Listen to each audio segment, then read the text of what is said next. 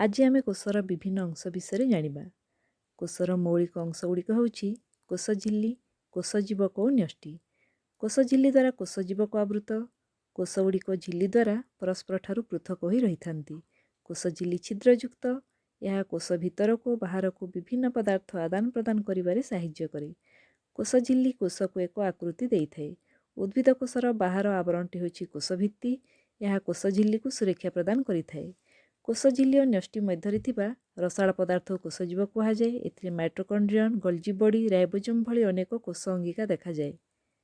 केन्द्र थिबा गोलाकृति गाढ़ अंशटी होछि न्यष्टि।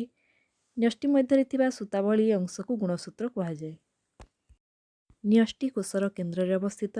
यह कोष जीवक ठारू न्यष्टि झिल्ली द्वारा पृथक होइथाए। एही झिल्लीटी छिद्रयुक्त। यह कोष जीवक और न्यष्टि मध्य को विभिन्न पदार्थ आदान प्रदान करिबारे साहाय्य करे।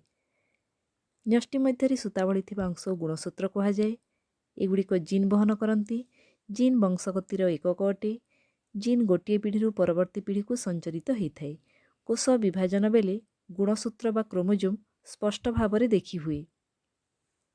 वंशगतिर न्यष्टिर भूमिका रही। न्यष्टि मध्य अन्य एक गोलाकार अंगिका देखा जाए। यह निर्न्यष्टि बा न्यूक्लियस